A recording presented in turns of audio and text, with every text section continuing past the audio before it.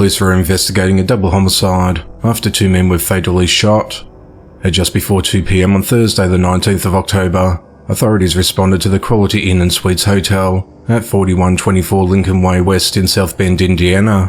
When officers arrived, they found two deceased men outside a car in a parking lot with gunshot wounds. The victims have been identified as 20-year-old Amarian Kirk and 22-year-old Jasani Taylor. Police are currently looking for a suspect who was last seen running from the area. Investigators said it appears the shooting was a result of a dispute between the suspect and the victims. Police are optimistic about identifying the suspect because the crime happened in the hotel parking lot that's surrounded by cameras. It's unclear what the argument was about as the investigation into the matter continues.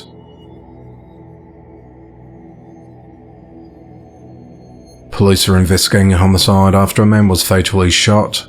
At around 12:35 a.m. on Saturday the 21st of October, authorities responded to the 900 block of South Best Street in Goldsboro, North Carolina on reports of shots fired.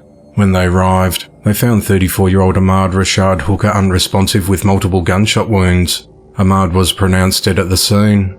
No arrests have been made to date, and the motive of the attack is unclear as the investigation into the matter continues. On Thursday the 19th of October 2023, 54-year-old Penny Marie Ince was convicted of ambushing and killing her 65-year-old husband Randall Wayne Ince with a shotgun. At 1:19 p.m. on the 6th of March 2022, Penny called her stepdaughter and told her that her father Randall needed an ambulance before abruptly hanging up. His daughter was unable to get in touch with Penny or Randall by phone, so she drove to his house at 22495 Road 130 in Tulare, California.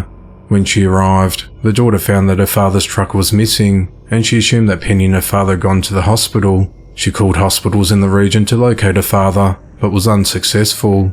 Randall's daughter then went back to her father's home with a family friend, who was able to pick the lock on the front door. Once inside, she discovered her father's deceased body in the entryway of the home, and he had been shot at least once with a shotgun.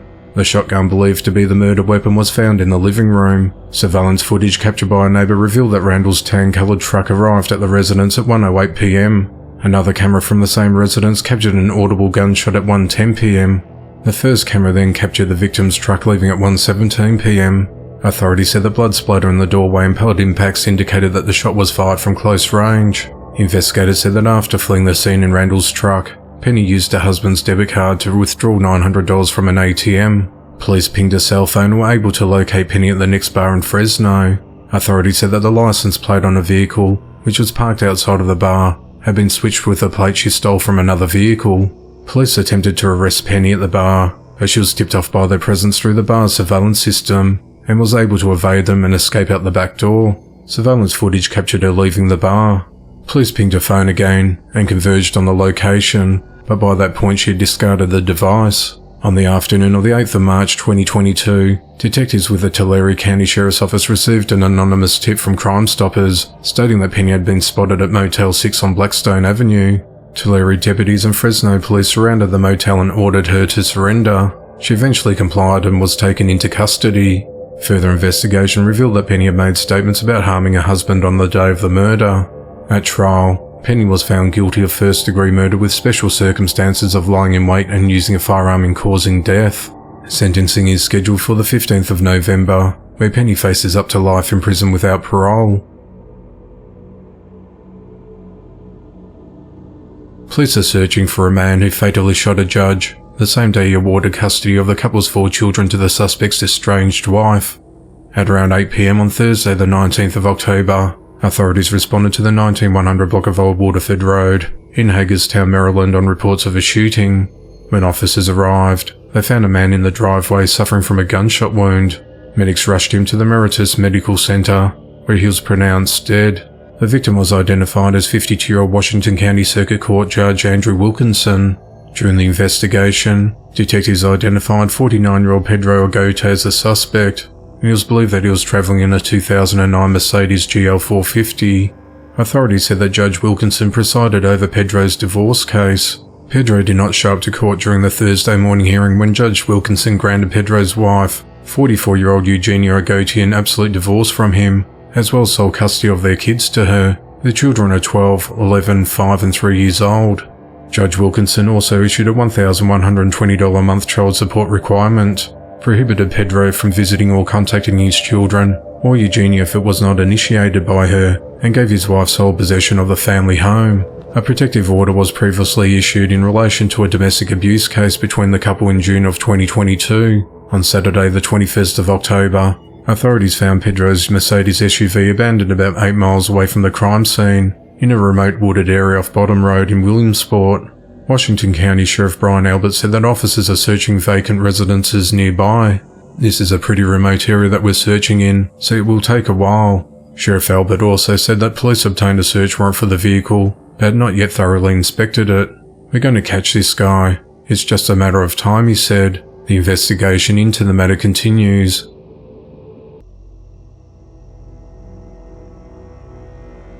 32-year-old Emily Rose Weaver is behind bars after a 3-month-old daughter died after being left in a hot car for hours.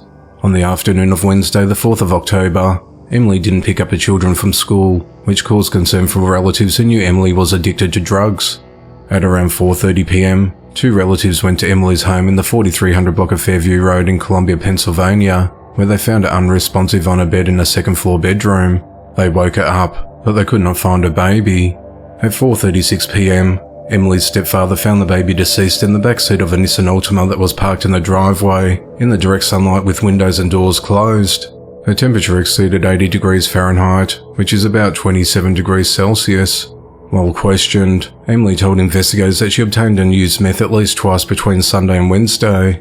At around 8 a.m. on Wednesday, Emily said she got her 2 older children ready for school and dropped them off. She said she went home and intended to use meth, but does not remember doing so.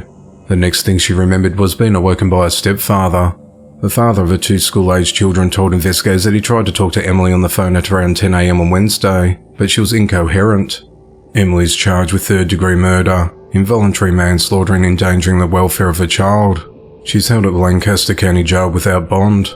Emily has an extensive criminal history which includes drug convictions in 2018 and 2019, and convictions for robbery and endangering the welfare of children in 2021. She was serving 3 years of probation. The investigation into the matter continues. 23-year-old Quentin Smith and 19-year-old Hannah Jones are behind bars on multiple abuse charges following the death of their infant daughter and injuries caused to her twin sister.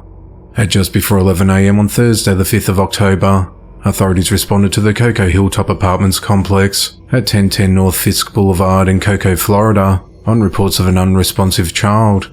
When officers arrived at the residence, they located the girl who was motionless and not breathing. Officers found multiple circular bruises on the child's face, head and body, along with bruises to the upper back and to the left rib area. There was also bruising and swelling on her left arm, and bruising and a small laceration on her right arm. Officers attempted CPR, but they were unable to revive her, and she was pronounced dead. While investigating the child's death, detectives also found severe injuries to the child's twin sister. The twin girl had bruising on her face and head, and a large bite imprint near her buttocks area. She was transported to Arnold Palmer Hospital in Orlando, where she is currently being treated. Following interviews with multiple witnesses and the collection of physical evidence from the home, authorities arrested the children's parents Quentin and Hannah. In an interview with detectives, Hannah said that she'd gone back to check on the twins after she and Quentin took a shower and found one of them unresponsive on her stomach. She said that the children's injuries might have been caused by both children constantly banging their heads against the lining of their bassinet. She also added that Quentin used his hands to squeeze together the children's faces when feeding them, then changed her statement to say that he bites them. She said that Quentin picked up the deceased child by her arm on one occasion, and that Hannah thought this led to an injury, adding that she had knowledge of injuries to both children, but never reported them to police or medical professionals. While interviewed, Quentin told police that Hannah had asked for help because one of the children was unresponsive after he and Hannah took a shower. He said that they provided CPR to the child until emergency responders arrived. Quentin told police he had bitten the child multiple times, causing multiple bruises.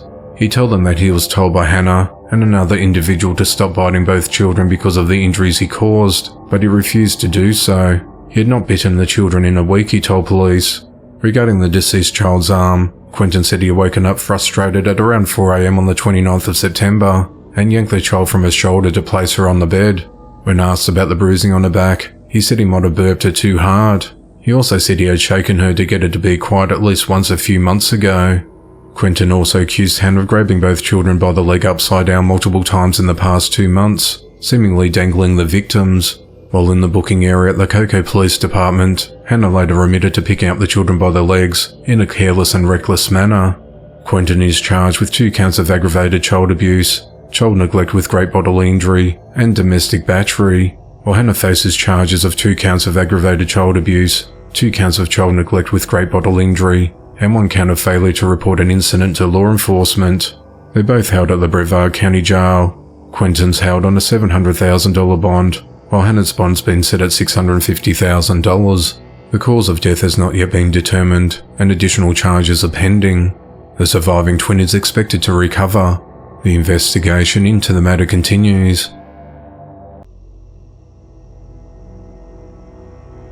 A tow truck driver was fatally shot while repossessing a vehicle.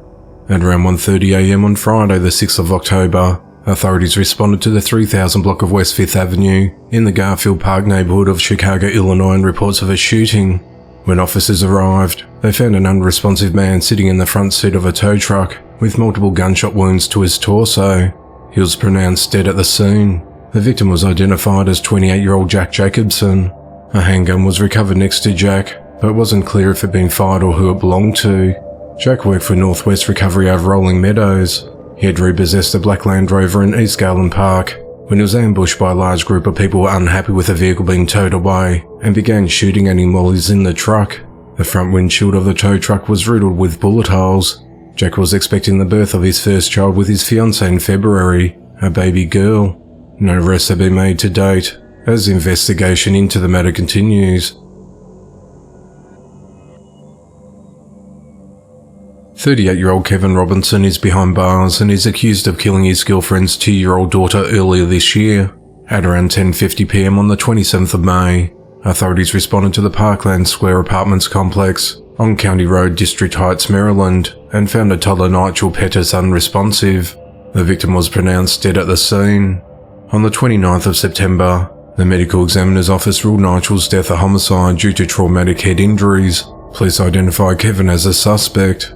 Authorities said that Kevin lived with his girlfriend, the victim's mother, and was alone with the toddler for 8 hours when the girl was injured.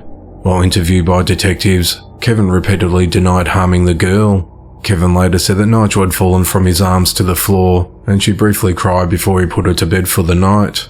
Investigators said that account is inconsistent with the medical examiner's findings. On Tuesday the 3rd of October, police arrested Kevin on charges of second-degree murder, child abuse resulting in death, and other related charges. He remains held at the Prince George's County Department of Corrections without bond. A 24-year-old social worker is behind bars after having sex with a 13-year-old boy she was assigned to counsel. Peyton Shires of Mount Sterling, Ohio, is charged with unlawful sexual conduct with a minor. On the 27th of September, the boy's mother contacted Columbus police to report her suspicions after discovering inappropriate text messages between Peyton and her son. Peyton asked the boy if he deleted the videos and if his mother had seen them or the messages between them. The mother handed her son's phone over to police as evidence, where they found a video of Peyton engaging in sexual acts with a teen on the device. Authorities said that the boy told detectives that the two had engaged in intercourse at least twice in various parts of Columbus in September. During a controlled three-way call between Peyton, the boy's mother and police, Peyton admitted to participating in multiple sexual acts with the boy. On Friday the 6th of October, Peyton was arrested without incident. She's held at the Franklin County Jail with bond set at $500,000. If she posts bond, she's prohibited from having any contact with the victim and cannot have any unsupervised contact with any minors. Peyton's counselling licence was issued on the 12th of June. Authorities said that Peyton used to work for the National Youth Advocate Program, an organisation that helps counselling and social work for families involved in the foster care system or need advocacy in other ways. The investigation into the matter continues. A 27-year-old woman and a 53-year-old boyfriend are behind bars for abusing her children.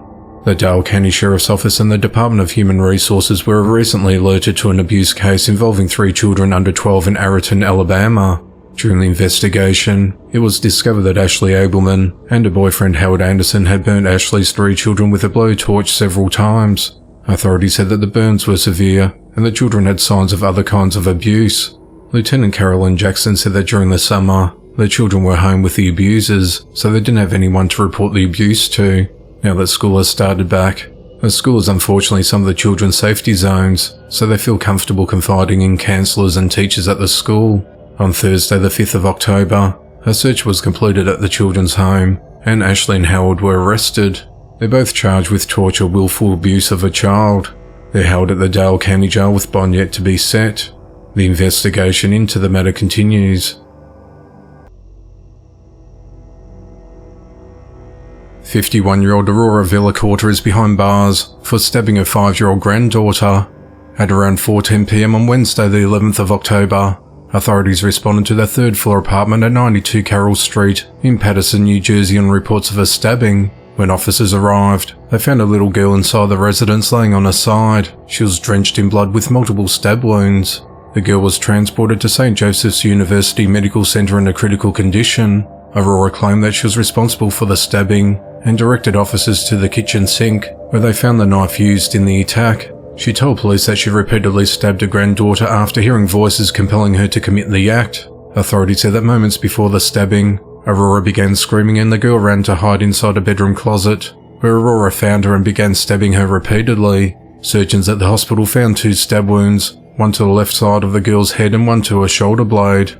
Doctors told police that the girl sustained a minor puncture wound to her lung as a result of the assault. The girl's condition has since stabilised and she's likely to survive. Aurora, who police said appeared to be visibly upset, told officers she'd been diagnosed with a mental health disorder, though she did not elaborate. She also told the officers that she had not been taking medication. Aurora was taken to the same hospital as a girl for a mental health evaluation before being transferred to the Passaic County Jail. The girl's 25-year-old mother told detectives that she left her daughter in Aurora's care before the stabbing. The girl's mother has not been charged. Aurora is charged with 2 counts of aggravated assault, possession of a weapon for unlawful purpose and endangering the welfare of a child. If convicted on all charges, Aurora faces up to 30 years in prison.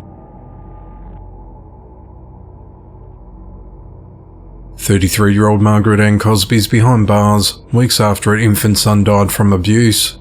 On the 21st of September, 3-month-old Amir Cosby was admitted to the Baylor Scott and White McLean Children's Medical Center in Temple, Texas, with 16 bone fractures, brain swelling, a blood infection and severe malnourishment. 2 days later, he died from his injuries. Police interviewed a young family member who accused Margaret, who was the sole caretaker of Amir, of neglecting and abusing her son. An investigation revealed that Child Protective Services already had an open investigation into Margaret, and the agency had implemented a safety plan that involved her having supervised care of her children. On the day Amir was admitted to hospital, Child Protective Services removed him and another of his siblings from his mother's care for repeated instances of abuse and neglect. The agency issued an order to terminate her parental rights a day before her son died. Authorities said that Margaret tested positive for opiates and PCP a day after her deceased son's birth. She also tested positive for opiates after giving birth to another baby last year. Margaret never took Amir to a doctor or a hospital since his birth, which occurred at home. She also did not complete a court-ordered substance abuse treatment program. Margaret's charged with injury to a child and is held at the McLennan County Jail on a $1 million bond. An autopsy to determine her son's cause of death is pending, and more charges are likely. The investigation into the matter continues. 31-year-old James Fulgham is behind bars in connection to the deaths of his living girlfriend and her young son. On the evening of Monday the 9th of October, firefighters responded to a house fire at 548 Wash Drive in Forest, Mississippi. While extinguishing the flames, they discovered 2 victims dead from gunshot wounds. Deputies were called to the scene and identified the victims as 36-year-old Zena Williams and her 7-year-old son Zacchaeus Williams. Scott County Sheriff Mike Lee said it looks like she was shot once. The child was shot at least 3 times, maybe more. Additionally, investigators noted that Zena's vehicle was absent from the scene. Officials identified Zena's boyfriend James Fulgham as a suspect. Sheriff Lee said that neighbours heard James and his girlfriend fighting and also heard what they believed were gunshots. He said it looks like the child may have heard the gunshot, got scared, Hullard and then became a victim himself, he said. Following the gunshots, neighbours saw James exiting the home alone and left the scene in Zena's Honda Accord. Investigators collected information and used technology to find the vehicle near James's old home in the wooded area in Lauderdale County. On Tuesday the 10th of October, investigators surrounded the area and obtained a search warrant for a home in the 8300 block of King Road in Meridian, Mississippi, roughly 40 miles away from the crime scene.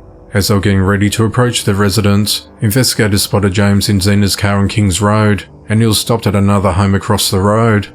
The Lauderdale County Sheriff's Office arrested James without incident and booked him into the Scott County Jail. James confessed to shooting and killing his girlfriend and a 7-year-old son, then setting the house on fire. He's been charged with 2 counts of capital murder, arson and auto theft, and bond has been denied. The investigation into the matter continues. 30-year-old Kevin Chad McLemore is behind bars and is accused of killing his roommate 62-year-old Terry Lyndon Drummond.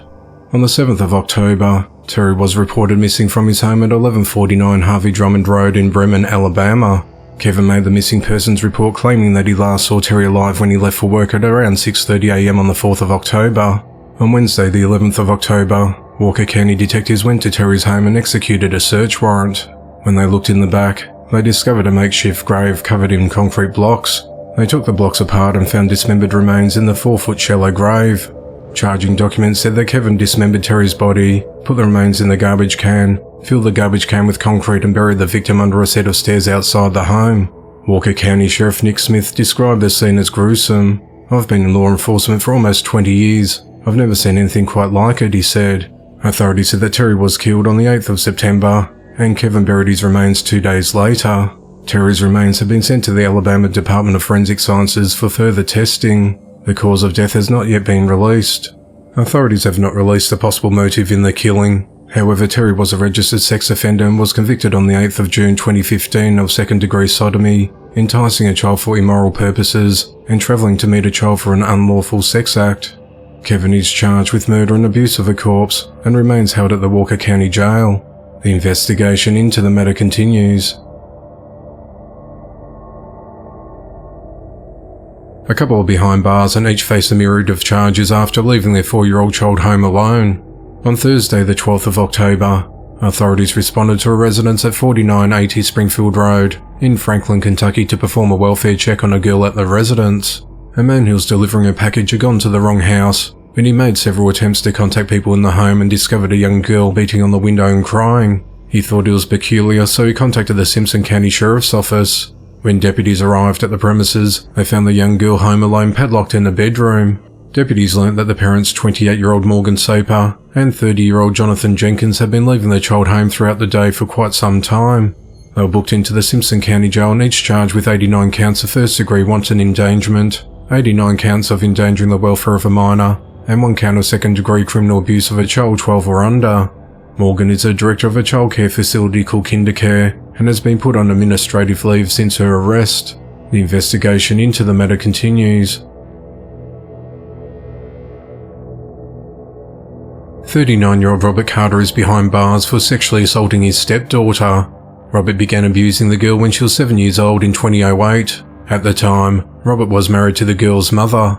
The assaults occurred in Houston, Texas area at the home, at Robert's grandmother's house, in the office of Greater Bible Way Church where he worked as a pastor, and in parking lots. The girl, who is now 22, told police that when she was 7, Robert went into her bedroom and made her perform sex acts on him. After that night, she said he made it a regular occurrence. It started with Robert disrobing in front of her in her bedroom, exposing himself and bribing her with candy. The girl told police that the sexual acts occurred more than 600 times. Robert drove the girl to school and would pull up in the vehicle behind a H-E-B supermarket and sexually abuse her, sometimes making her watch pornography on his cell phone.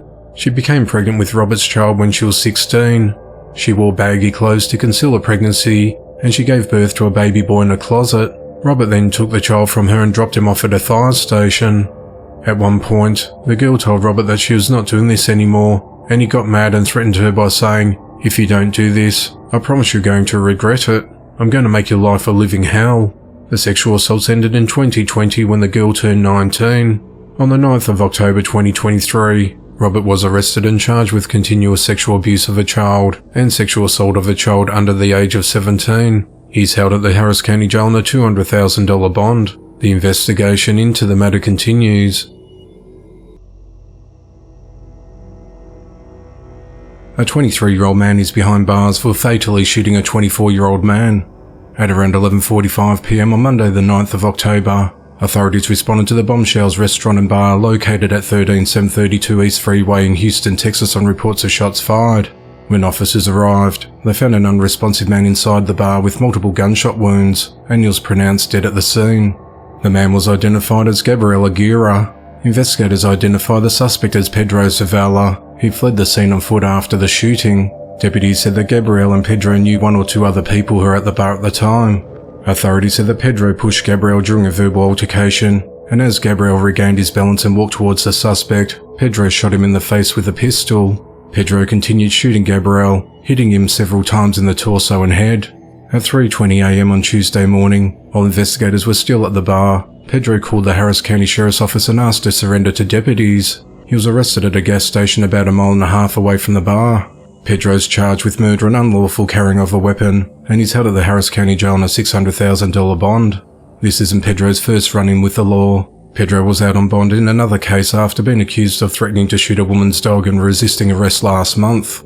Part of the bond condition was that there was a 7 a.m. to 7 p.m. curfew, and Pedro wasn't supposed to have been out when the shooting happened. Pedro has previously been convicted of aggravated robbery with a deadly weapon. Officials said that Pedro has one child in the Houston area and has not been working due to an injury. The investigation into the matter continues.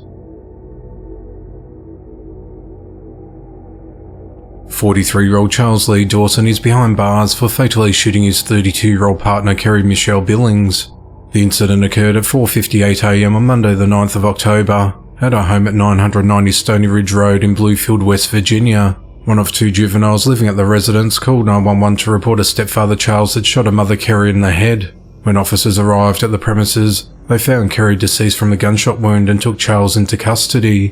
While at the residence, investigators learned that one of the juveniles' audio recorded an argument between Charles and Kerry before the shooting. Within the audio, Charles yells at Kerry, telling her, "You get the death sentence for what you did to me. I'm going to split your head," he said before a gunshot is heard. Investigators found an AR-15 rifle at the residence. During an interview with detectives, Charles said that he believed that Kerry had been with another man. They'd been arguing, and at one point he grabbed the firearm and doesn't remember what happened after. The next thing he remembers is holding a foot. Charles is charged with first-degree murder and is held at the Southern Regional Jail with bond denied. The investigation into the matter continues. A couple of behind bars are accused of abusing a newborn girl who was hospitalised with multiple broken bones and bite marks. On the 1st of August, detectives responded to the Phoenix Children's Hospital in Arizona after a 2-month-old girl was brought to the hospital with several fractures and bite marks on her arm and leg. The child's parents, 24-year-old James Lawson and 21-year-old Stephanie Comfabay, were interviewed but reportedly could not explain the child's injuries. Investigators obtained a search warrant on their cell phones and found pictures of injuries of the child dating back to the 1st of July. The injuries consisted of bruises to the face, swelling to an eye, bloody lip and an abrasion on the forehead. Investigators say that after examining data on James's phone, he previously searched if your choke baby hit the head get lump and can you put ice on newborn head. James claimed that the injuries were from the child fighting him and scratching herself. Before the newborn was brought to the Phoenix Children's Hospital on the 1st of August, Stephanie took the child to a paediatrician for a swollen leg. While at the paediatrician's office, James told Stephanie do not tell anyone and to keep her mouth shut about the child's injuries. James became mad because the baby was taken to the Phoenix Children's Hospital in an ambulance. Stephanie rode with the child, leaving their car at the doctor's office. Stephanie later told police she witnessed James abusing the child. When the victim would cry, James would grab the victim by the jaw area with both hands, squeeze the mouth shut, lifting the victim by the jaw area causing the victim to dangle, while stating that he knew what he was doing. Stephanie said she stopped asking James about the child's injuries because he'll get upset and become defensive. Authorities said that all of this took place for an entire month, yet Stephanie did not report or stop James, causing the victim to obtain further more severe injuries. On Thursday the 5th of October, James and Stephanie were arrested and booked into the Maricopa County Jail on 3 counts of child abuse.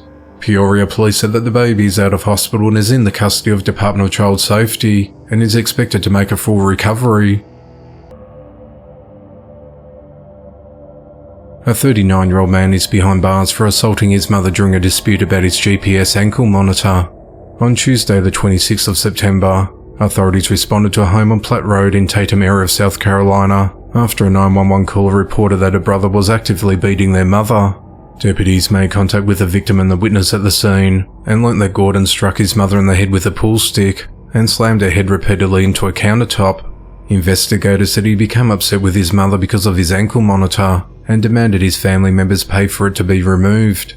Deputies obtained an arrest warrant for Gordon, who fled the scene prior to their arrival. On Monday the 9th of October, officials located Gordon at a home in the Bennettsville area and arrested him on charges of assault and battery of a high and aggravated nature.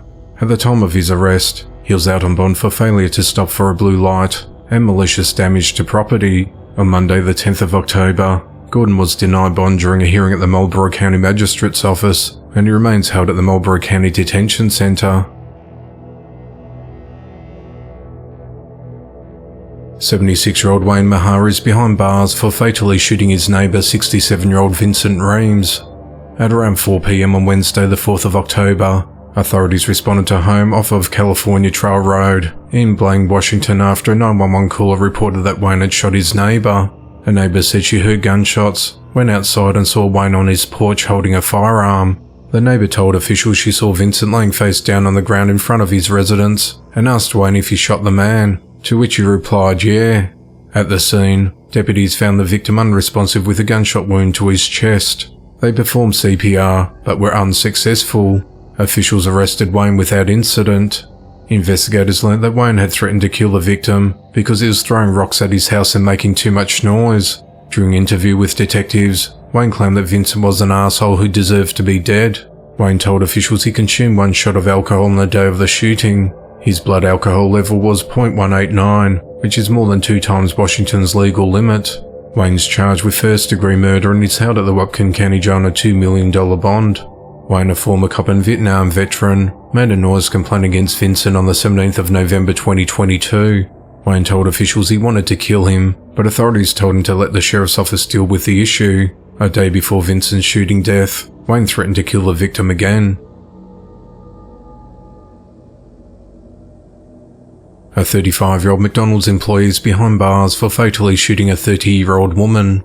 At 10:54 a.m. on Monday the 9th of October, authorities responded to the McDonald's restaurant at 1909 Four Seasons Boulevard in Henderson, North Carolina after receiving a 911 call about a woman who had been shot. When officers arrived at the scene, they found the unresponsive victim with a gunshot wound to her chest, and she was pronounced dead at the scene. The victim was identified as 30-year-old Jacqueline Marie Reed. Through the course of their investigation, detectives learned that Jacqueline and another woman were in an argument at a bus stop near the McDonald's restaurant. The other woman retreated into the restaurant to separate herself from Jacqueline, who followed her inside. A McDonald's manager separated the women, and Jacqueline left the restaurant. Jacqueline returned a short time later when she was met by the manager and a male employee, identified as 35-year-old Sam Antoine Ivy. During the disturbance, Jacqueline reached out and touched Sam, who shot Jacqueline with a concealed handgun. Sam then fled the scene in his vehicle. A school resource deputy at Edneyville Elementary School was aware of the incident at McDonald's and recognised that Sam had a child who attended the school. When Sam arrived at the school, he was quickly apprehended by the deputy in the school's parking lot. A handgun was found in his vehicle. Sam's charged with murder and possession of a firearm by a felon. He's held at the Henderson County Detention Center without bond. Henderson Police Chief Blair Myhan said that Jacqueline, who was from Johnson City, Tennessee, had been in town for 4 to 5 days. He said that they know that because they've received multiple calls about her erratic and alarming behaviour over the weekend. Despite that, he says she didn't deserve to die. The investigation into the matter continues. 29-year-old Edmund Dehaney is behind bars for fatally shooting his 19-year-old brother. At 12:43 a.m. on Thursday the 5th of October, authorities responded to a home in the 1800 block of Bryce Drive in Grosse Pointe Woods, Michigan on reports of a person shot. When officers arrived at the scene, they found the victim identified as Dennis Dehaney lying in the kitchen with a gunshot wound to his head.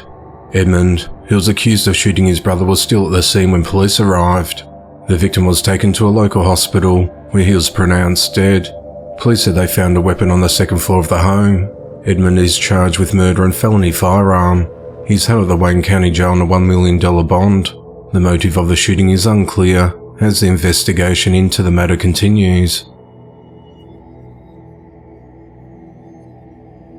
A woman was arrested for throwing a sausage and a Coke can at a gas station cashier during a heated altercation. On Wednesday, the 4th of October, Deasia Cobb was taken into custody and charged with battery and disorderly conduct following the incident at a gas station at 3511 Northeast 36th Avenue in Ocala, Florida. The cashier told investigators that the incident started when Deasia confronted her, saying she should have handled the two transactions at once. The two started shouting racial slurs at each other, causing the verbal altercation to turn physical. Deasia then grabbed a sausage from the hot tray in its tongs and hurled them both at the cashier. The sausage hit the cashier on the right wrist and the tongs in the right leg. Deasia then left the store. The cashier grabbed the sausage off the floor, went outside and threw it at Deasia's car. Deasia retaliated by throwing a Coke can she just purchased and the same sausage at the cashier who was standing toward the end of the counter. The can hit the counter and the cashier was able to get out of the way to avoid being hit by it. The store owner who witnessed the entire incident said Deasia needed to leave. Deasia, however, said she wasn't trespassed from the store and refused to leave and loitered and taunted the store employees for 8 minutes. Deasia was arrested and transported to the Marin County Jail on a $1,500 bond and has since been released. 56-year-old Ricardo Orozco is behind bars for fatally stabbing his 42-year-old wife Genoveva Ortega Valdivia. At just after 11 p.m. on Saturday the 30th of September, Ricardo arrived at a gas station in the 32,000 block of Mound Road in Warren, Michigan. He approached the gas station attendant and told him that his wife was bleeding in his car. Police were called to the scene and found Ricardo, who appeared drunk and covered in blood, in the driver's seat of his Dodge Durango. Officers then located his wife's deceased body in the back seat of the SUV with multiple stab wounds. Her body was soaking wet and had sand on it, and it looked as though she'd been dragged through some brush. A bloody hunting knife was found on the driver's floorboard, and Ricardo was taken into custody. Authorities said that there was blood on the outside of the vehicle, and it appeared that Genoveva had been stabbed elsewhere, loaded into the vehicle and driven into Warren. Investigators said it does not appear that Genoveva was killed at the couple's home in Oakland County, which police searched. Police located a video of the couple on a beach, suggesting they were at a beach early in the day, near Caseville in Huron County, a little more than 2 hours drive north of Warren. While questioned by detectives, Ricardo made multiple admissions to killing his wife. Ricardo's been charged with second-degree murder, and he's held at the Macomb County Jail on a $2 million bond. A probable cause hearing is scheduled for the 17th of October. Authorities said the couple had a violent history. The motive of the attack is unclear, as the investigation into the matter continues.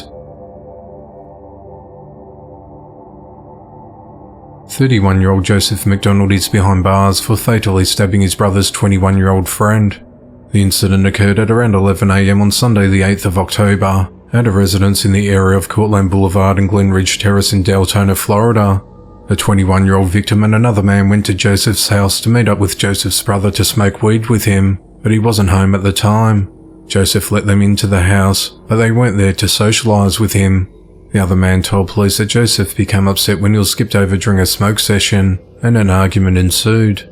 Things quickly escalated and Joseph stabbed the victim in the stomach before fleeing the house. When police were initially called to the scene, they thought there was a shooting, but quickly learned it was actually a stabbing. The victim was found outside stumbling about with a stab wound to his abdomen. When the victim was asked who was responsible for his injuries, he pointed back at the house but was unable to provide more details. The victim was rushed to a hospital in Deltona where he died. At around 1 p.m, Joseph was found hiding in the bushes about 3 miles away from his home, with his hand visibly bleeding and wrapped in a bandage. He was taken into custody and transported to a hospital in Sanford for medical attention for lacerations to his hand caused by a sharp object. Joseph was then booked into the Volusia County Jail charged with first-degree murder and is held without bond. Joseph had only lived at the residence for a couple of months before the incident, and police were informed that he'd been experiencing mental illness for several years. The investigation into the matter continues. A 21-year-old man is behind bars for fatally shooting a 32-year-old woman. At 8:42 a.m. on Wednesday the 11th of October, authorities responded to a residence near Lake Ariana and Century Boulevards in Auburndale, Florida on reports of shots fired. When officers arrived, they found a deceased woman inside the premises with multiple gunshot wounds. She was identified as Portia Crosley. Police identified Cole Harrington as a suspect, who remained on scene and was taken into custody. Investigators said that the suspect and the woman knew each other and were arguing over marijuana and whether he'll give her any for free. They said that Portia confronted Cole after driving to his house. Cole claimed that Portia attacked him and that he shot her in self-defense, but police said they have video evidence at the scene showing that was not the case. Cole is charged with second-degree murder and is held at the Polk County Jail. The investigation into the matter continues. 13-year-old Derek Rosa is behind bars for fatally stabbing his 39-year-old mother Irena Garcia. The incident occurred at around 11:30 p.m. on Thursday the 12th of October at the Amelia Oaks apartment complex located at 211 West 79th Place in Hialeah, Florida. Authorities responded to the residence after Derek called 911 to report that he had just murdered his mother. When officers arrived, Derek calmly exited the premises with his hands up and was taken into custody. Officers then entered the apartment and found Irena deceased on a bedroom floor with multiple stab wounds to her neck. Her body was just inches away from a crib containing a 14-day-old baby who was unharmed. Police said that Derek waited until Irena fell asleep and repeatedly stabbed her. Officers said that Derek's stepfather, who also lives at the home, was not there at the time as he's a trucker and has since returned after being out of state. Derek's been charged with second-degree murder and he's held in a juvenile detention centre. The motive of the attack is unclear as the investigation into the matter continues. 58-year-old karate instructor Darwin Rojas Frias is behind bars and is accused of molesting a 9-year-old girl. The girl was a student at Shokai Karate Do USA, located at 13716 Southwest 88th Street in Miami, Florida, where the incident took place.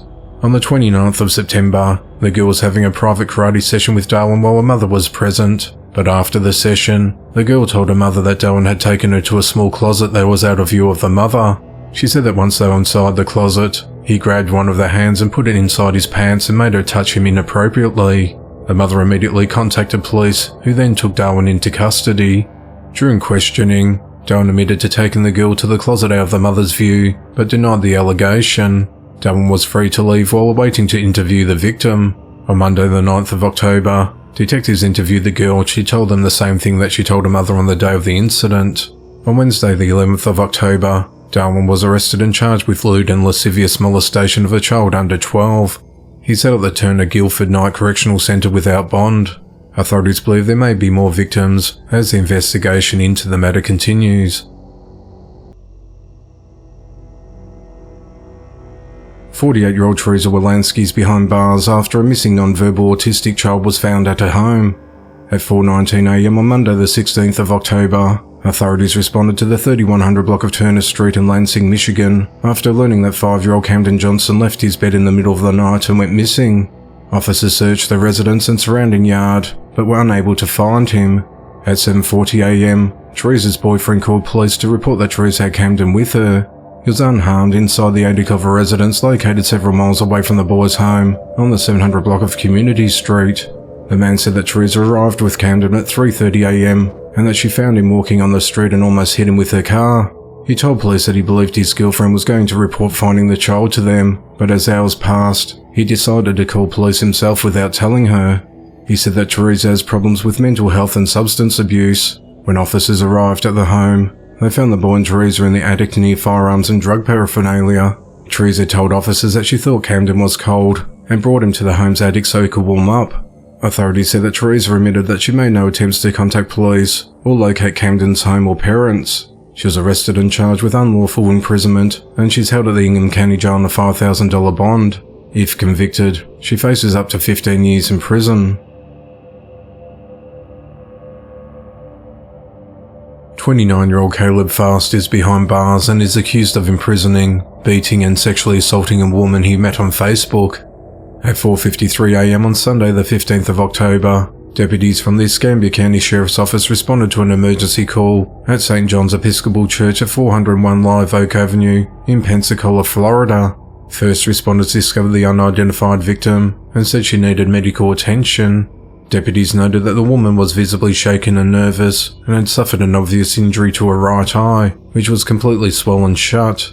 The woman told detectives that she and Caleb met on the Facebook dating app and had been dating for about 2 weeks prior to the assault. She said that although she had gone to Caleb's house on Thursday the 12th of October on her own free will, Caleb refused to let her leave the next day.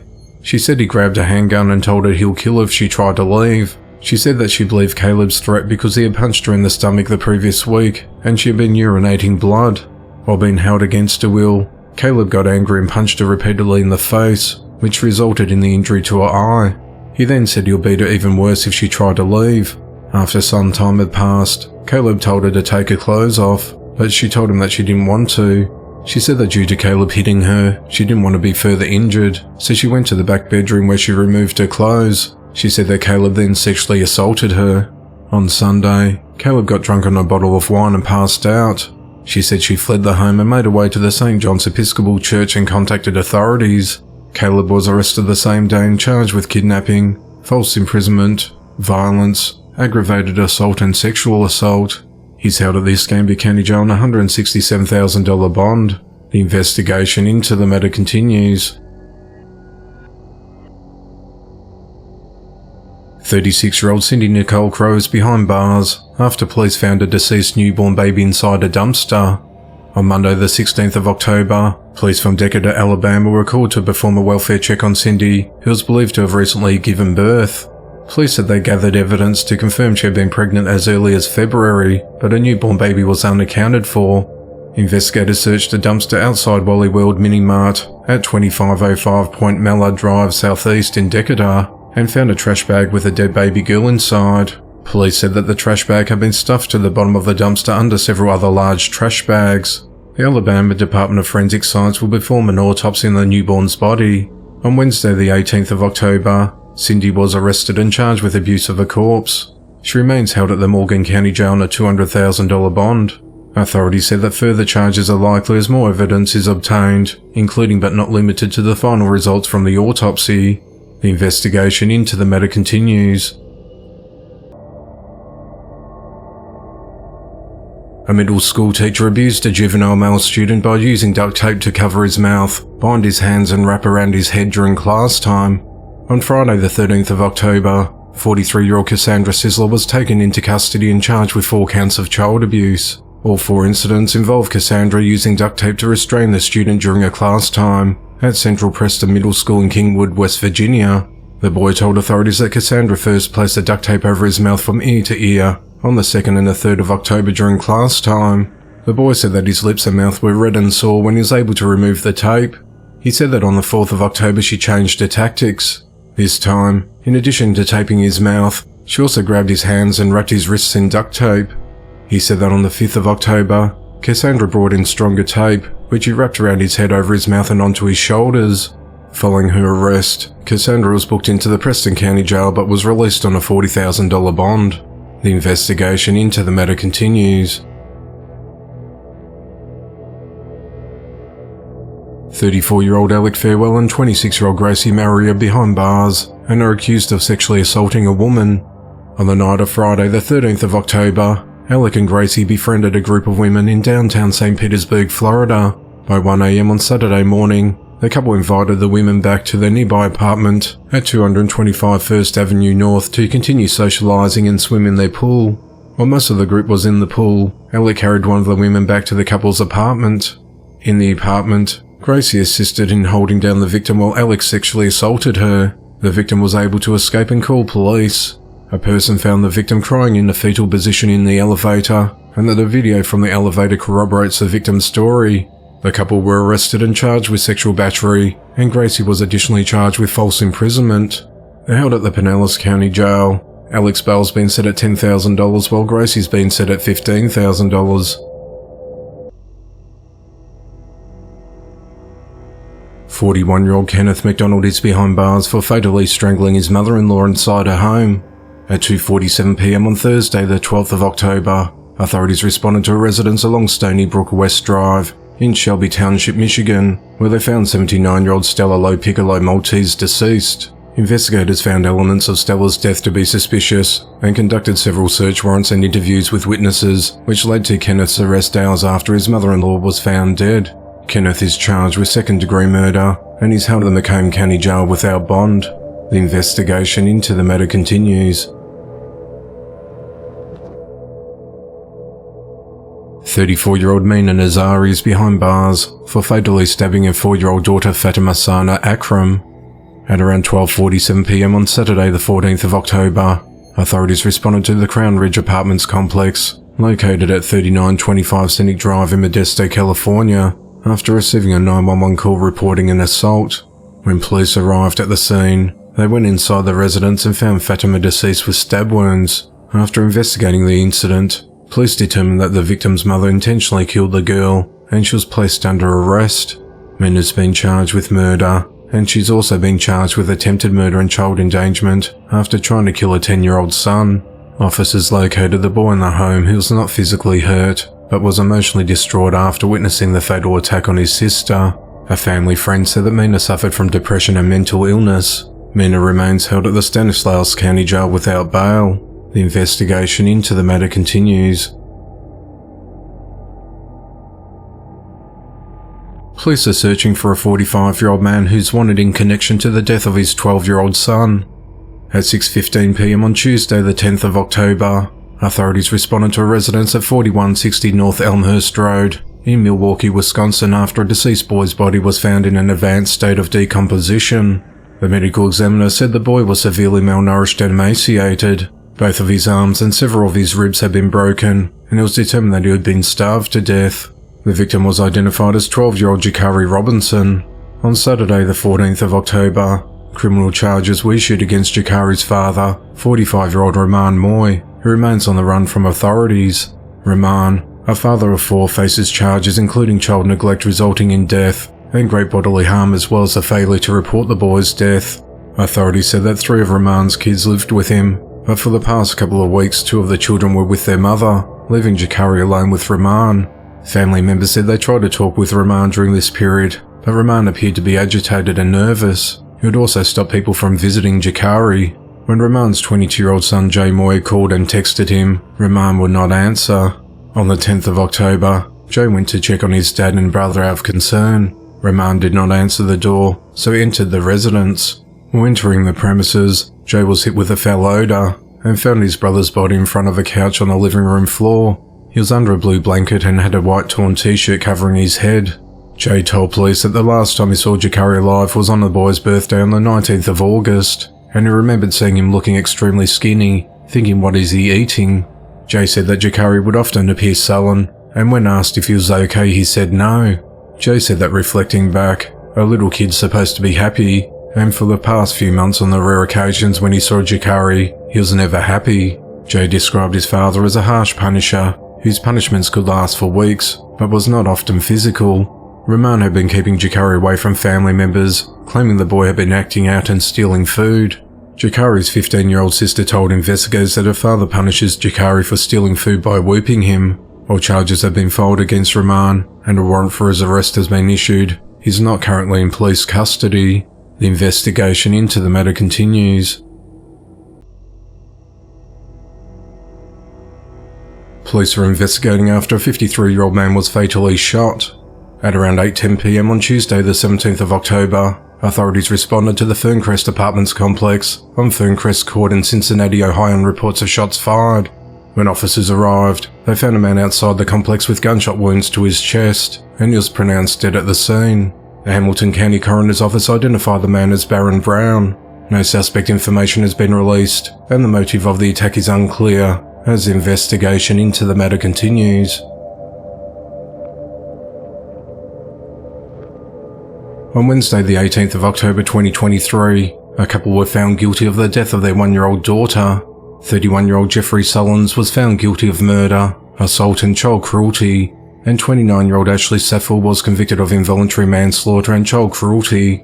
On the morning of the 29th of January 2022, authorities were called to the 1900 block of Bernie Drive in Lake Isabella, California on reports of an infant not breathing. When first responders arrived, they pronounced the child dead. Ashley, who called 911, told investigators that she found the girl unresponsive and cold in her crib, and that a 32-inch flat-screen TV had fallen on top of her as she slept. Authorities said there were severe bruises covering the baby's entire body, from her head to the bottom of her feet.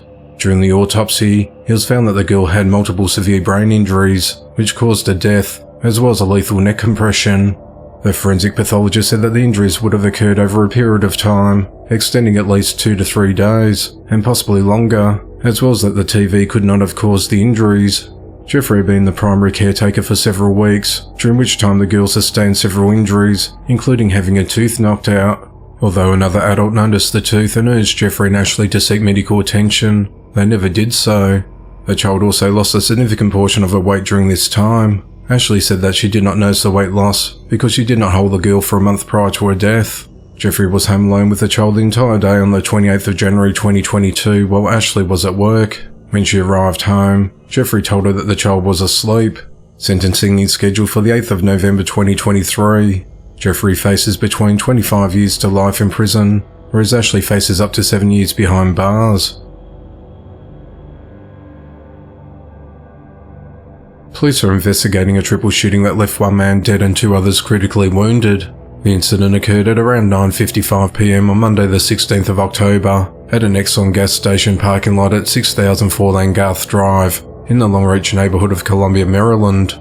Officers who were in the area at the time heard the gunshots and immediately responded to the scene.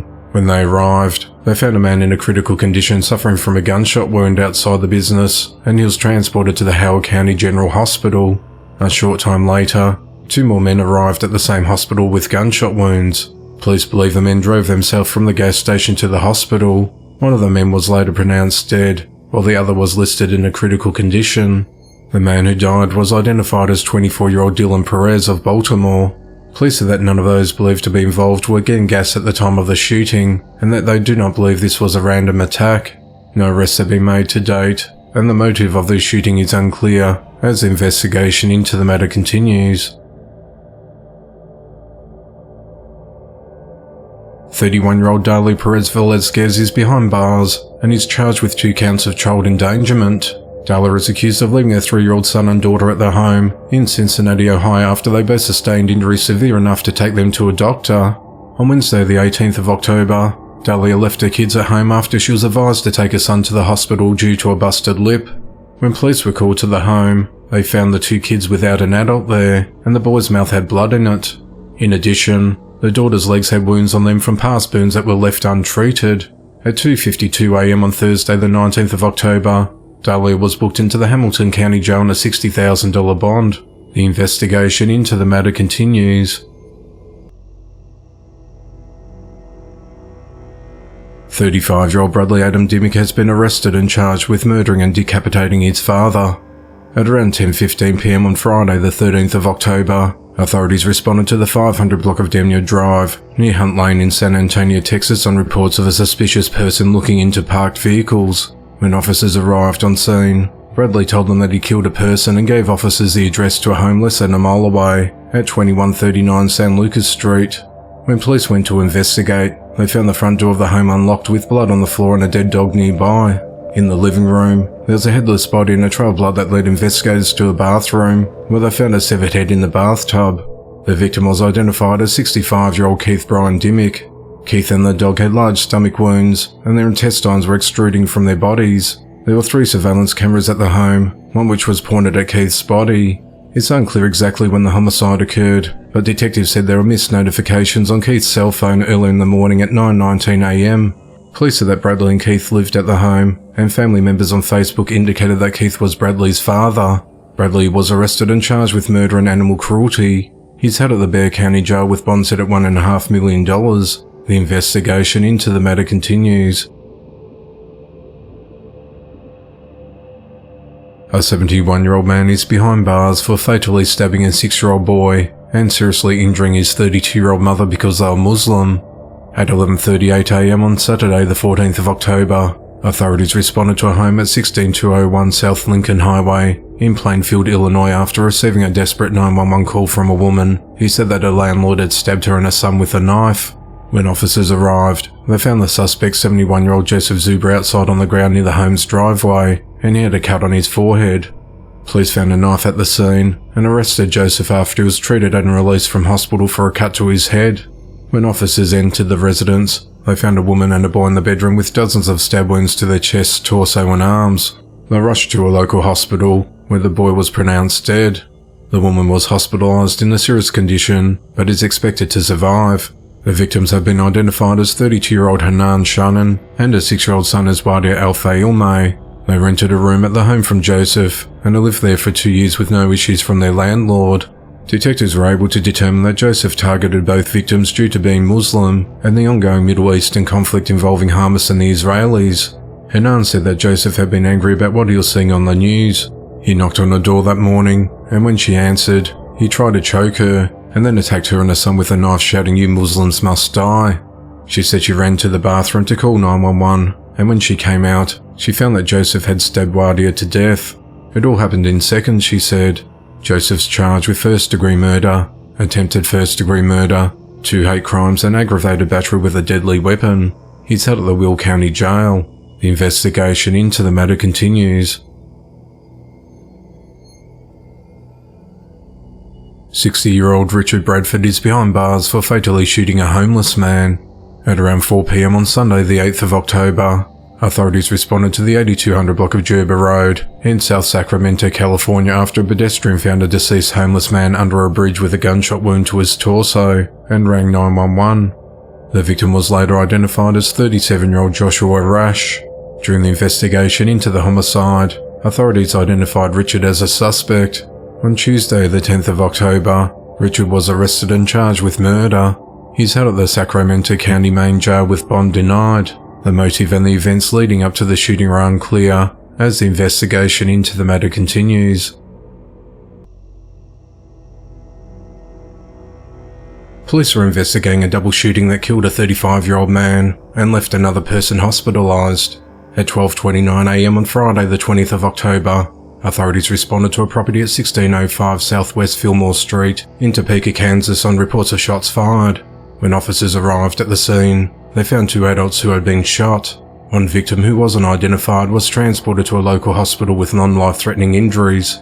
The other victim was pronounced dead at the scene. He was identified as 35-year-old Trevin Pralo. The motive of the attack is unclear, and no arrests have been made to date. Trevin survived an earlier attack on the 3rd of May 2016 after being shot in the back near his home. In that instance, Dalton Xavier Lax, who's now 34, had been in a vehicle that pulled up alongside a car driven by Trevin. He fired shots into Trevin's vehicle and struck him. Dalton was convicted in the case of crimes that included attempted first-degree murder. He remains behind bars until at least 2056. Authorities are searching for 19-year-old Ivan Gonzalez. He's accused of fatally beating his 44-year-old father Mario Alfredo Gonzalez during a drunken dispute early this year. At around 3:40 a.m. on the 27th of August, authorities responded to a home in the 1200 block of West 13th Street, near North Ohio Street in Roswell, New Mexico, on reports of an assault. When officers arrived, they found Mario badly beaten. Mario told police that his son told him that he wanted him dead. Medics transported him to a hospital where he underwent surgery due to internal bleeding. His injuries included a fracture to his right ribs and abrasions on his left shoulder and forearms. He went into cardiac arrest and died the next day. During the investigation, police learned that Ivan and Mario were drinking beer in a pickup truck outside the home and began arguing about various things.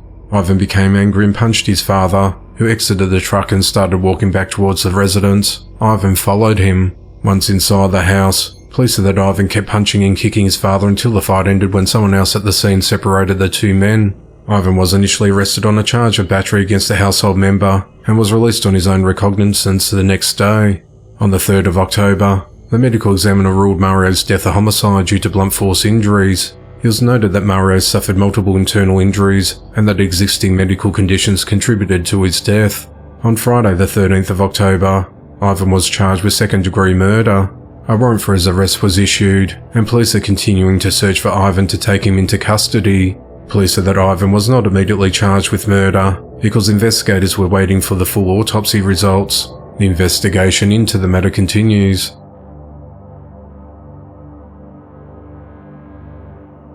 27-year-old Jonathan Fair is behind bars for fatally shooting his toddler daughter and injuring his ex-girlfriend and her boyfriend during a custody exchange. At 12:41 p.m. on Sunday the 1st of October, authorities responded to the Cross Creek Apartments complex at 325 Ambrose Run in Beaufort, South Carolina on reports of shots fired.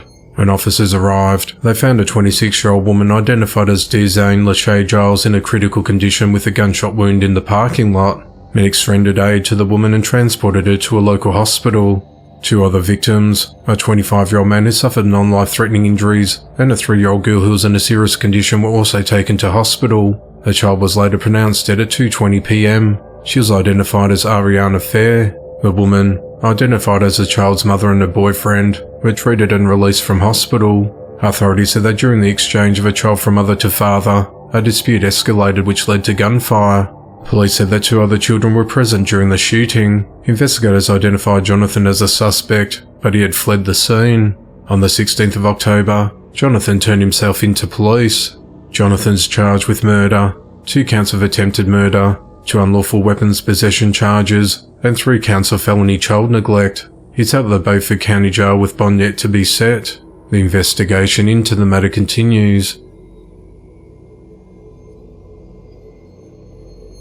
A 5-year-old boy and girl were found deceased in the bunk beds after their mother jumped to her death from a bridge in Florida in an apparent double murder-suicide.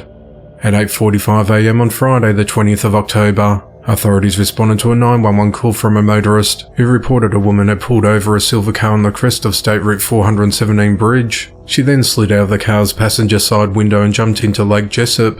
When deputies arrived, they spotted the woman floating in the water. 2 fishermen, one of whom was a retired Seminole County firefighter, helped to recover her body. The woman, who was identified as 31-year-old Katare Hutto, was pronounced dead at the scene.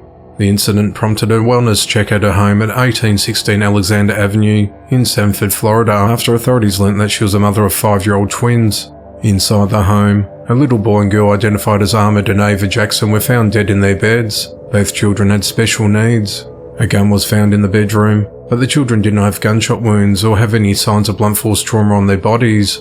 A cause of death will be determined by the medical examiner's office. Seminole County Sheriff Dennis Lemmer said it does not appear there was any blunt trauma. It does not appear they were victims of gunfire, so there would have to be a method of death that the medical examiner can help us understand through toxicology reports. He said that the 2 deputies who went in said it looked like the 2 innocent 5-year-olds were sleeping. If the deputies did not check the vital signs, they would not know they had been deceased, he said.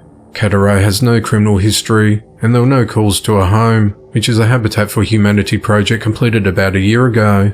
The home had little food or furniture inside. Katare worked at a temp agency, however it's unclear if she was struggling financially. She had been at work as recently as a few days ago. The twins last attended school on Friday the 13th of October. Katare had tried to contact her mother who lives in Perry but was in Orlando for a medical procedure on Thursday night on the 12th of October. Her mother said she missed the call and assumed that one of the twins was playing with the phone, as Katare did not leave a message. Investigators believe that the father of the children lives in South Florida. The investigation into the matter continues. 44-year-old James Steed Biddle is behind bars for shooting and injuring his 67-year-old mother Tomaline Green at a nursing home. At 5:12 p.m. on Monday the 23rd of October, authorities responded to Trinity Healthcare Services nursing home at 135 Bills Branch Road in Lawson, West Virginia on reports of a shooting.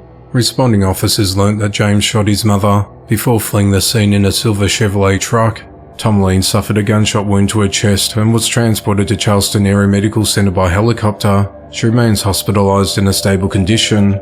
Authorities said that as Logan County deputies made their way to the nursing home, state troopers located and stopped James's vehicle on US Highway 119 near the Chapmanville exit, about 5 miles away from the nursing home, and he was taken into custody. During an interview with officials, James confessed to shooting his mother. He told investigators that he drove down to see his mother, and she looked at him a certain way and he didn't like it. He then pulled out a concealed firearm and shot her in the chest. James is charged with attempted murder, malicious wounding and wanton endangerment. Authorities said that the wanton endangerment charge was filed because there was a roommate in their mother's room at the time of the shooting. James is held at the Southwestern Regional Jail on a $100,000 bond. The investigation into the matter continues. A 23-year-old woman is behind bars in connection to the death of her 5-year-old son. At just before 8 a.m. on Thursday the 19th of October, the Gwinnett County Police and Fire Departments responded to an apartment fire at 4900 Springs Lane in Peachtree Corners, Georgia. A resident on the upper level called 911 when they heard a fire alarm coming from an apartment on the ground floor. After making entry into the apartment, firefighters found 2 small fires and an unresponsive boy with multiple stab wounds. Authorities said he was the only person inside the residence while it was on fire. The boy was transported to Children's Healthcare of Atlanta, where he was pronounced dead. He was identified as 5-year-old Javian Pruitt. At around 9:15 a.m, police found a woman behind the apartment complex with no shoes, wearing a single sock and wet clothes. She was identified as the child's mother, 23-year-old Azaria Shante Burton. She was taken to hospital for non-life-threatening injuries and was later questioned by police. Authorities said that she and her son lived in the apartment where the fire broke out. During the investigation, authorities determined that Azaria stabbed her son to death before setting the apartment on fire with her son inside. Police did not release a motive in the attack. However, Javian's mother was reportedly facing eviction. The boy's grandmother, Chastity Brown of Mississippi, said the killing came as a shock. Everything was so normal, she said. We're just talking to him on Wednesday. He said he had the best mum ever. He was just so precious. He loved his mum. He loved his dad. The boy's dad, DeQuaris Pruitt, said that Javian was supposed to visit him in Mississippi in a few weeks' time to celebrate his 6th birthday. He referred to his son's death as mind-boggling and a nightmare. He said his son was very energetic and he just loved life. He said he was trying to come to terms with what happened to his son, saying that Azaria loved the boy and took care of him. At 9:30 p.m. on Friday the 20th of October, Azaria was booked into the Gwinnett County Jail. She remains held without bond on charges of malice murder, felony murder, first-degree arson, aggravated assault, tampering with evidence, possession of a knife during a commission of certain crimes, and first-degree cruelty to children. The investigation into the matter continues. 2 women are behind bars for fatally stabbing a family member during a dispute. 32-year-old Jessica Bino and 59-year-old Angela Bino are charged with first-degree murder. The victim was identified as Suzette Ockibone, who was Jessica's grandmother and Angela's mother. Her age has not been disclosed. Jessica, Angela and Suzette all lived in a unit at 607 Virginia Street in Sioux City, Iowa. Authorities said that around 7 p.m. on Thursday the 26th of October, Jessica and Suzette got into an argument inside the premises and Angela eventually joined in. At some point, Jessica and Angela started punching Suzette. Angela then grabbed a candlestick and a hammer and beat her with those objects.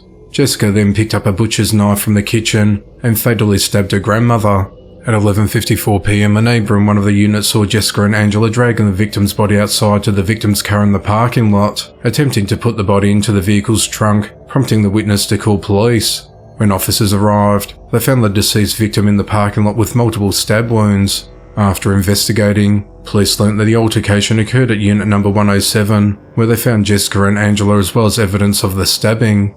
They were arrested and booked into the Woodbury County Jail with bond set at $500,000 each. The investigation into the matter continues. A couple are behind bars for assaulting a man, stealing his car and tossing him into a river. On the 6th of October, the victim and 25-year-old Natalie Fonseca met on social media. Natalie asked the victim if he could help her with food as she was having monetary issues, so he met up with her at Express Smart at 202 East Olive Road in Pensacola, Florida. Once there, he drove her for about 2 miles to a taco food truck at 6680 North Palafox Street. He then drove about another 2 miles and dropped her off at her home at 7810 Oak Forest Drive. The victim later received a message from Natalie, thanking him for the tacos, saying that they were very good. The next day, Natalie messaged the victim saying she wanted to see him again. The victim met up with Natalie at her home, where she introduced 31-year-old Nafis Reynolds as her uncle. At around 10 p.m, the trio got into the victim's vehicle to head to his home, but while they were in the car, Natalie and Nafis both started bashing the victim in the head and told him that he was going to die. The pair stole the victim's shoes, phone, $350 in cash, and the keys to his car. Natalie and Nafis took turns at cutting the victim's throat before throwing him over the bridge rail and into the Escambia River. The couple fled the scene in the stolen car, but the vehicle was later spotted at 9400 West Highway 98 after it had been set on fire. The victim survived the cuts as well as a fall from the bridge. He managed to swim to a patch of land where he collapsed from exhaustion and woke up the next morning. He then walked to Tom Thumb gas station at 10398 North Davis Highway, where he flagged down a deputy. The deputy said the victim was barefoot and struggling to stand, with large amounts of dry blood on his face, neck and hands. He was transported to Sacred Heart Hospital, where he underwent surgery and remained for several days. Following his release from hospital, the victim led officers to Natalie's home, which was familiar to them from a previous disturbance call in early September, where Natalie and Nafis identified themselves as girlfriend and boyfriend during that incident. Deputies also used surveillance video from a store and the victim's descriptions to identify Natalie and Nafis as the suspects in the attack. On Monday the 23rd of October, the pair were spotted walking at the intersection of Oak Forest Drive and Deborah Drive. They were arrested and both found to be in possession of fentanyl. They've both been charged with attempted murder, armed carjacking, armed robbery, arson, kidnapping and drug-related charges, and are held at the Escambia County Jail. Natalie's bond's been set at $852,000, while Nafis's has been set at $851,000. The investigation into the matter continues. 43-year-old Benjamin Lockett and his wife, 46-year-old Latricia Crawley, have been charged for abusing their 15-year-old niece for almost a decade. On Wednesday the 25th of October, the victim contacted her online teacher for help and asked the instructor to send police to a home located at 224 Northwest 79th Terrace in Margate, Florida. When police arrived at the residence, the victim reportedly told the officers that Benjamin got angry at her because he suspected she ate some candy, so he punched her in the head and caused her head to hit into the corner of a desk. The girl sustained a large laceration to her forehead and other swelling. She was taken to Broward Health Coral Springs, where officers and medical personnel observed evidence of significant long-term trauma on her body, including scars that look like ligature marks, scar tissue, insect bite marks, bruising and malnutrition. A detective spoke with the victim, who said she had been in Latricia and Benjamin's custody since 2014. Since then, the couple willfully and maliciously tortured and abused her in ways that caused permanent disfigurement. When the victim was 11, Benjamin kicked her in the chin, which caused a permanent scar. In another instance, Latricia awed the girl's knees when she was 13 years old and forced her to kneel on rice for several hours at a time for several days in a row. Her knees became permanently disfigured. In 2021, Latricia tied the girl down and smashed her toes with a hammer. When the victim was 14 years old in 2022, the couple tied the girl to various objects with a nylon rope. After that, Latricia threw a pot of boiling water at the girl, leaving her with visible scars on her stomach. The couple locked the girl in 2 different closets and forced her to sleep there, sometimes binding her with zip ties, and left her with a bucket to use as a toilet. Latricia would pour cold water on the girl, just to see her wake up. Latricia also taped her eyes shut and waterboarded her. The couple frequently starved the girl as a form of punishment, and police said that she had clear signs of starvation and malnutrition. The girl's since been placed into Child Protective Services custody. On the 25th of October, Latricia was arrested and charged with aggravated child abuse and child neglect with great bodily harm, while Benjamin was arrested for child abuse without great bodily harm. They've both since bonded out of the Broward County Jail. The investigation into the matter continues. On Friday the 13th of October 2023, Christina Knowles pleaded guilty to 5 counts of aggravated abuse of her 8-month-old infant son and was sentenced to 20 years in prison. On Monday the 6th of February 2023, the Johnson City Police Department in Tennessee responded to Niswonger Children's Hospital emergency room in reference to abuse that occurred to a baby at an apartment. Christina's son suffered a fractured skull, a broken arm and other injuries. While interviewed by detectives, she admitted to throwing a wooden toy truck in an attempt to get it into the playpen when it struck the infant in the head. She also admitted to previously holding the infant's foot over a candle flame for about 2 minutes and pinched his ear because she was frustrated. She said injuries related to cigarette ash and falling off the couch had occurred while the child was unsupervised. Cheryl Hawkes, the victim's grandmother, told investigators that she had previously felt the need to intervene when she saw Christina become frustrated with the child and had seen her daughter yell and shake the infant on numerous occasions. She's also been charged because officials said she knowingly failed to protect the child from abuse. Cheryl's due in court on the 1st of December. 23-year-old Savannah Reynolds is behind bars in connection to the death of a newborn baby. On the 18th of October, Child Protective Services contacted the Gulfport Police Department in Mississippi regarding a complaint of child abuse. Through the course of the investigation, it was discovered that Savannah was 37 weeks pregnant when she gave birth to a child who later died. At the time of the victim's birth, The child had THC, amphetamines and fentanyl in its system. Detectives determined that Savannah took several pills that contained fentanyl and methamphetamine during and up to the week prior to giving birth. On the 20th of October, police arrested Savannah and charged her with felonious child abuse. She's held at the Harrison County Adult Detention Center on a $250,000 bond. "36-year-old Basma Ulkaletsli and a 19-year-old daughter Hanan Al-Jabuli faced multiple charges in connection to the death of a newborn baby. At just before 9 a.m. on Wednesday the 27th of September, medics responded to a property at 4435 Paxton Drive South in Hillard, Ohio for a medical emergency. In a 911 call, Hanan can be heard requesting assistance for a mother who says she's had a headache for a week or so and is not waking up. "I don't know what's going on with her," she said. Police were notified by medics while transporting Basma to a hospital after noticing there was an umbilical cord but no baby. Police went to the residence when Hanan answered the door and told officers there was no baby there. After searching the area, they found a baby boy in a trash bag inside an orange 5-gallon bucket in the trunk of a vehicle parked in the backyard and attempted CPR. The infant was taken to Nationwide Children's Hospital where he was pronounced dead. During the investigation, authorities determined that in an effort to hide the newborn's existence from her husband, Basma throttled the child after it was born and placed it into a plastic trash bag. She then instructed Hanan to dispose of the infant. Hanan took the bag with the baby in it and dumped the boy into a bucket. She then carried the bucket containing the baby and placed it into the trunk of a vehicle.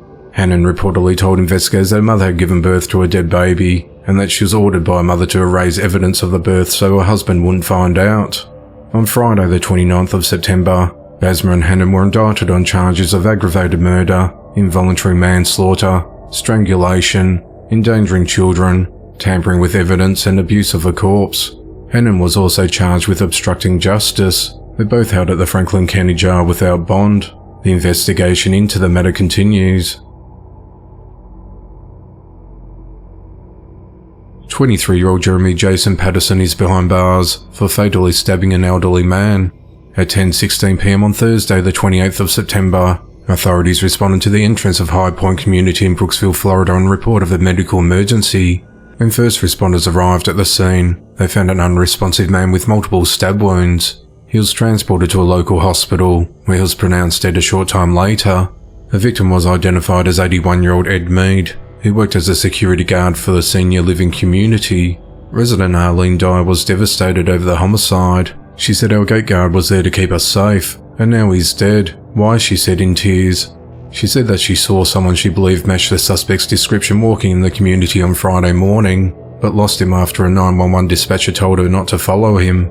Through witness statements and video surveillance, detectives identified Jeremy as a suspect, who officials described as a transient. After an extensive search, Jeremy was located Friday night in a nearby wooded area, and he was arrested without incident. He's charged with murder and is held at the Hernando County Jail. The motive of the killing is unclear, as the investigation into the matter continues. A 40-year-old man who pretended to be a 15-year-old girl online to lure and expose suspected pedophiles was fatally shot during a confrontation at a restaurant. At around 10:30 p.m. on Friday the 29th of September, authorities responded to Universal Coney Island at 850 Perry Street in Pontiac, Michigan on reports of a man shot. When officers arrived, they found Robert inside with gunshot wounds. He was transported to a local hospital, where he later died. Authorities said that Robert approached two teenage males aged 17 and 18 years old who were sitting at a table. Robert mostly focused on talking to the 18-year-old, and things became heated when he accused the teen of being a pedophile and punched him. The 18-year-old pulled out a knife, while the 17-year-old, who was on the opposite side of the table, pulled out a gun and shot Robert multiple times. After fatally wounding Robert, the two teens fled from the establishment. They were arrested the next day, but their names have not been disclosed. Robert is known on social media as Bupak Shakur and has tens of thousands of followers combined on Facebook and Instagram. He would record and post videos of the online conversations and the subsequent in-person confrontation with the alleged child predators at parking lots, businesses and even private homes. Robert's efforts have led to 4 arrests, including a corrections officer at the local jail. On the night of Saturday the 30th of September, family and friends gathered outside Universal Coney Island for a candlelight vigil to honour Robert. Robert is survived by his 2 daughters and a son. The investigation into the matter continues. 51-year-old Monica Johnson Markwick has been arrested after shooting a door-to-door salesman she believed to be a hitman. The incident occurred at around 11:45 a.m. on Wednesday the 27th of September in the 1600 block of Brimhill Lane in Cordova, Tennessee. Monica told investigators that she was at home with her father when she saw an unknown man wearing a hoodie approach her front door on security cameras. She thought the stranger was holding an assault rifle and told detectives that she yelled "They're here" before running upstairs to hide in the attic. Investigators said the man was a pest control salesman wearing a blue polo and a baseball cap carrying an iPad. The man was shot in the chest and taken to Regional 1 Hospital in a critical condition. Investigators determined that Monica fired the gun before running up to the attic, where they found the weapon in a crawl space where she hid. Deputies found bullet holes in the front door and 2 bullet casings in the house. Monica reportedly believed the salesman was a hitman because her son, who's currently incarcerated for child rape, told her a local gang might be after her. Monica was arrested and charged with aggravated assault and was booked into the Shelby County Jail on a $4,000 bond. She was released the next day after posting bond. She's scheduled to appear in court on the 13th of October.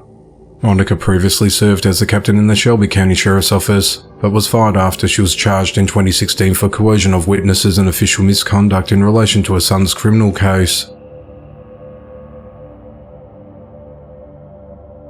21-year-old Elijah Jacob Donato is behind bars and is accused of abusing a child he was babysitting. The victim's parents found disturbing images on the Nest camera while Elijah was hired as a private babysitter. It was claimed that Elijah coerced the child to produce explicit images on Saturday the 23rd of September. The Carolina Beach Police Department in North Carolina also issued search warrants for Elijah's residence in Wilmington and seized more items of evidence.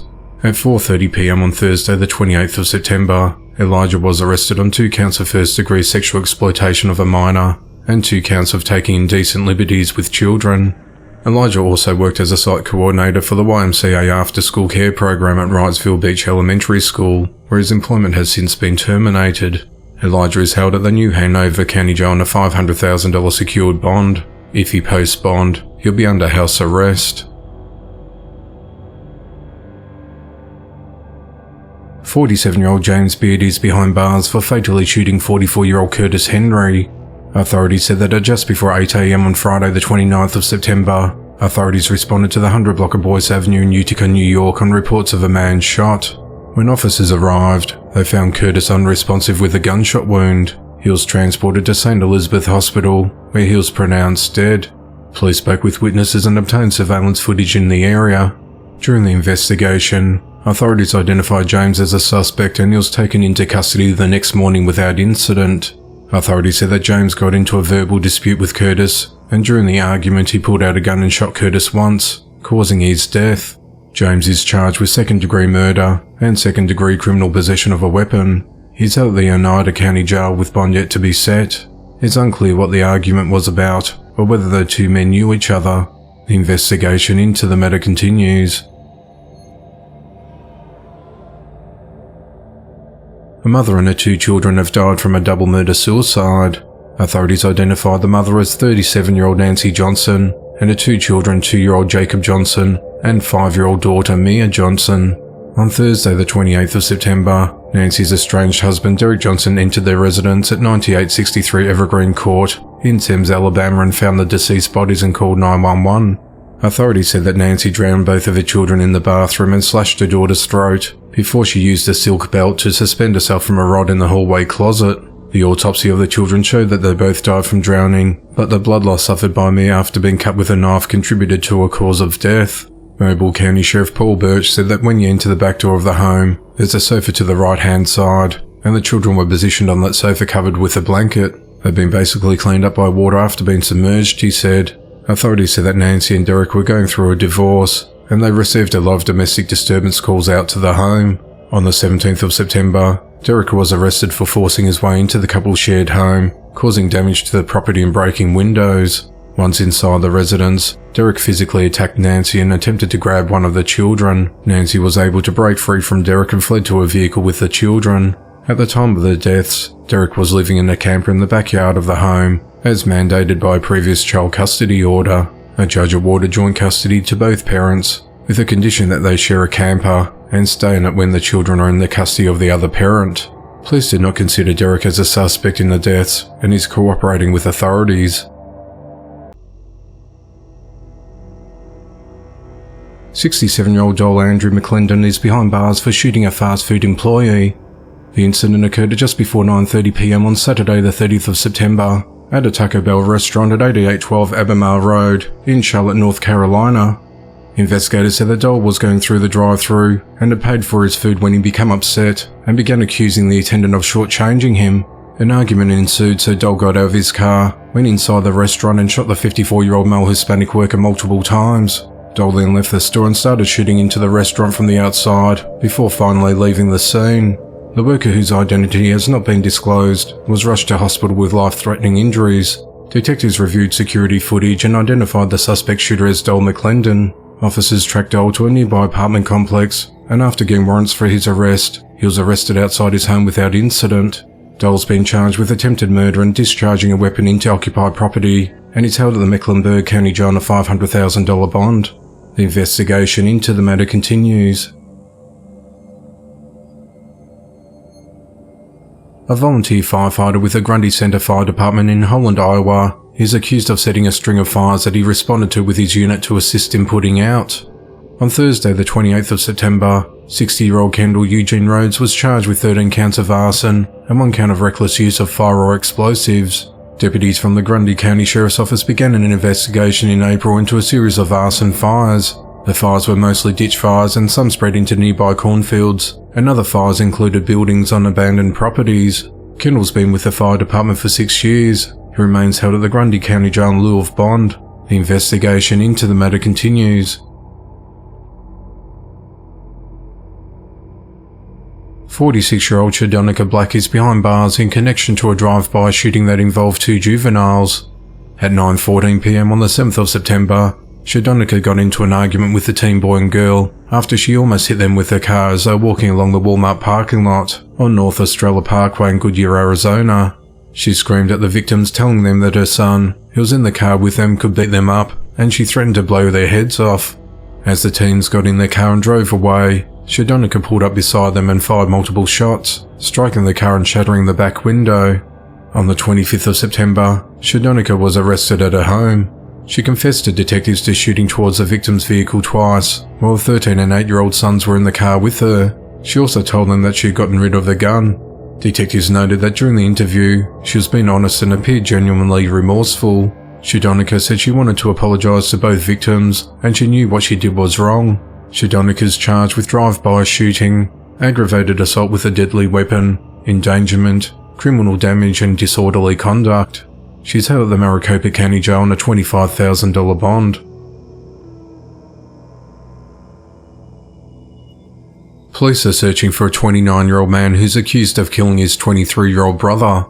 At around 4:10 p.m. on Thursday the 28th of September, authorities responded to 8219 Garden Parks Drive in Houston, Texas on reports of a stabbing. When officers arrived, they located an unresponsive man laying in the driveway of the residence with multiple stab wounds. He was transported to a local hospital where he was pronounced dead. Police identified Corey Kellett as a suspect and said he was last seen fleeing the scene in a white Alfa Romeo sedan with paper license plates. Authorities said that the two brothers got into a verbal altercation in the driveway when Corey stabbed his brother with what witnesses described as a pirate sword. It's unclear what the argument was about.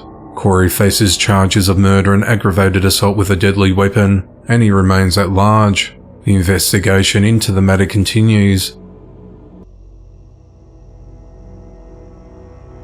23-year-old Joseph Cam Joyner is behind bars for fatally shooting 22-year-old Devin Fincher. At 6:19 a.m. on Wednesday the 4th of October, authorities responded to Sunoco gas station at 6825 Hawkinsville Road in Macon, Georgia on reports of shots fired. When deputies arrived, they found Devin unresponsive with a gunshot wound, and he was pronounced dead at the scene. During the investigation, authorities identified Joseph as a suspect. At just before noon, deputies arrested Joseph and charged him with murder and aggravated assault. Joseph is held at the Bibb County Jail without bond. The motive of the attack and the relationship between the men is unclear, as the investigation into the matter continues. 20-year-old James Small is behind bars for fatally shooting his roommate 23-year-old Charles Herzog. At around 11:30 p.m. on Monday the 2nd of October, authorities responded to a home at 6407 Durick Avenue in Louisville, Kentucky on reports of a man shot. When officers arrived at the residence, they found Charles with a gunshot wound and he died before he could be taken to hospital. During the investigation, authorities identified James as a suspect who had fled from the scene. James turned himself in the next day and confessed to the shooting. He told investigators that he was cleaning the gun when it accidentally went off and shot Charles. He told police he ran away after the shooting and disposed of the rifle, and admitted to drinking alcohol and smoking marijuana prior to the incident. James has been charged with manslaughter and tampering with physical evidence. He's held at the Jefferson County Jail with bond set at $250,000. The investigation into the matter continues. 66-year-old Stephen Heck is behind bars in connection to the death of his 63-year-old missing girlfriend Cynthia Elmer Furtado. Cynthia was last seen leaving her home on the evening of Saturday the 23rd of September and failed to show up at a teaching job at Concord Preschool and Childcare at 1800 Fairfax Boulevard in Wilmington, Delaware, sparking concern. She worked at the school for 24 years.